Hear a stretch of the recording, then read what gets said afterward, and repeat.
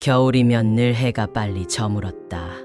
학교 복도는 해가 지고 나면 언제나 적막했고 교실 창 너머로 붉은 빛이 살짝 비치다가 어느새 칠흑 같은 어둠으로 바뀌곤 했다. 그날도 그런 겨울의 저녁이었다. 방과 후 남은 학생 몇 명이 하나둘 빈 교실로 모였다. 이유랄 것도 없었다. 집에 가기엔 아쉬웠고 그렇다고 남아 공부할 생각도 없는 아이들이었다. 그들 중 한 명이 입을 열었다. 분신사바 해볼래? 그 말에 몇몇 아이들의 눈이 반짝거렸다. 일본에서 들어온 귀신놀이. 귀신을 불러 질문을 하면 동전이나 연필이 저절로 움직여 대답을 해준다는 그 무서운 놀이. 진짜 그런 게 되겠냐? 누군가는 비웃었지만 그런 비웃음조차도 사실은 긴장을 감추려는 방어였다.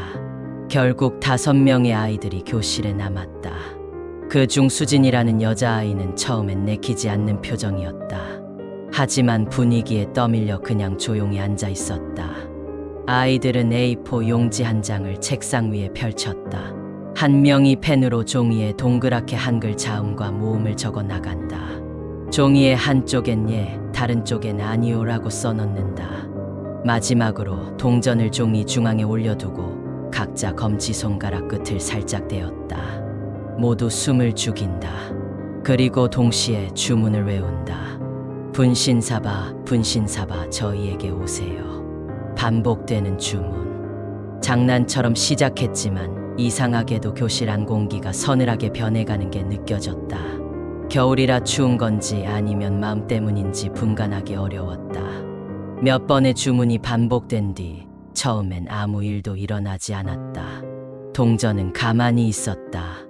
누군가는 실망한 듯 웃었고 누군가는 괜히 쑥스러운 듯 어깨를 으쓱였다. 그러나 바로 그때였다. 동전이 아주 미세하게 떨리는 게 느껴졌다.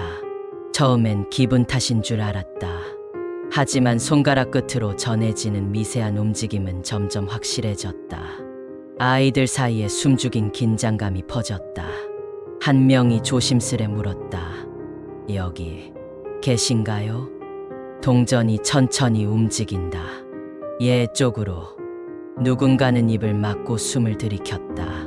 그래도 분위기를 깨기 싫어 다들 웃지 않았다. 다음 질문이 이어졌다.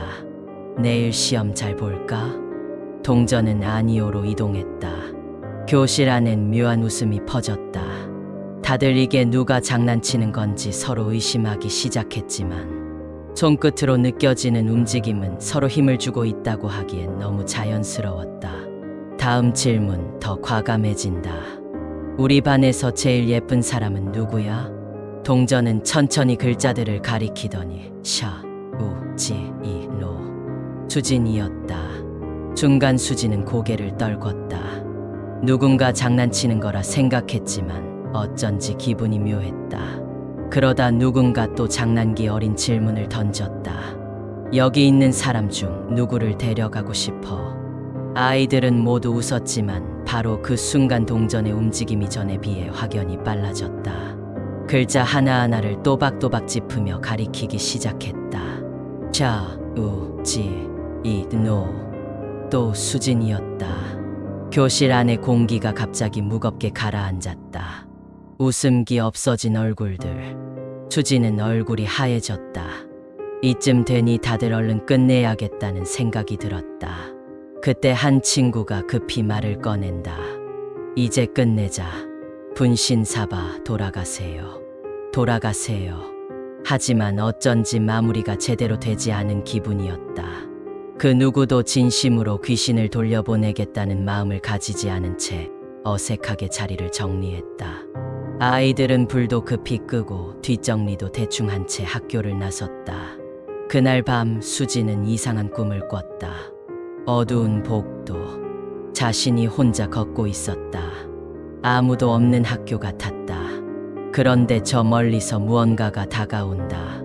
희미한 형체. 가까이 다가오니 긴 머리를 늘어뜨린 여자였다. 그 여자의 얼굴은 이상하게 흐릿했다. 분명히 가까이 있는데 눈, 코, 입이 또렷하게 보이지 않는다. 여자가 입술을 달싹인다. 왜 날 돌려보내지 않았니? 수지는 그대로 깜짝 놀라 잠에서 깼다. 숨이 가쁘다. 땀이 식지 않는다. 하지만 이상하게도 방 안이 어두컴컴했다. 분명 불을 켜두고 잤는데, 그리고 방문이 살짝 열려 있는 것 같았다. 수지는 애써 아무 일도 아니라고 마음을 다잡고 다시 눈을 감았다. 며칠이 지나도 이상한 일은 계속됐다. 수업 중 창밖에서 누군가 자기를 쳐다보는 느낌. 화장실 거울 앞에 서 있을 때 자신의 어깨 너머로 또 다른 그림자가 있는 것 같은 착각. 집으로 돌아가는 길 뒤에서 누군가 자신의 이름을 부르는 듯한 착각. 그리고 그날 같이 분신사발을 했던 친구 중 한 명이 수업 도중 갑자기 쓰러져 버렸다. 의식은 곧 돌아왔지만 친구는 무언가에 홀린 사람처럼 멍하니 앉아 있었다. 아이들 사이에선 불안이 퍼졌다. 농담처럼 했던 놀이가 진짜로 무언가를 불러온 건 아닐까. 수진은 점점 더 불안해졌다. 결국 수진의 부모님은 수진을 데리고 무당을 찾아갔다. 무당은 수진을 보자마자 말했다. 너 귀신 하나 붙어 있구나. 분신사바했지. 수진은 그제야 터져나오는 눈물과 함께 모든 걸 털어놓았다. 무당은 고개를 끄덕이며 말했다. 분신사바는 쉽게 손대선 안 되는 놀이야. 불러놓고 돌려보내지 않으면 그 귀신은 방황하는 홀령 중 하나와 연결돼. 내가 그걸 붙잡고 있던 거야. 무당은 강하게 퇴마 의식을 진행했다. 의식 도중 무당은 귀신의 정체에 대해 얘기했다. 20년 전 이 근처 학교에 다니던 여학생이 있었어. 학교에서 왕따를 당하고 결국 극단적 선택을 했지. 그 아이 혼이 아직 떠돌고 있었던 거야. 널 통해 세상에 다시 나오고 싶었던 거지. 퇴마가 끝난 후 수진을 괴롭히던 이상한 일들은 하나둘 사라졌다. 학교에서도 분신사바 놀이가 금지되었고 그날 이후 아무도 다시는 그 이야기를 꺼내지 않았다. 그 후로 수진은 무심코 하는 장난이라도 함부로 보이지 않는 존재에게 손대서는 안 된다는 걸 뼈저리게 깨달았다. 보이지 않는 세계는 쉽게 접근할 수 있지만 한 번 문을 열면 다시 닫는 것은 어려운 법이다. 그날 아이들이 끝맺지 못했던 한마디. 분신사바 돌아가세요. 그 말을 이제는 절대 가벼이 넘길 수 없게 되었다. 혹시 지금 여러분도 장난처럼 그 놀이를 해볼까 생각하고 있나요? 다시 한번 생각해 보세요. 귀신은 단지 불려오는 것보다 돌려보내지 못하는 게 더 무서운 법이니까요.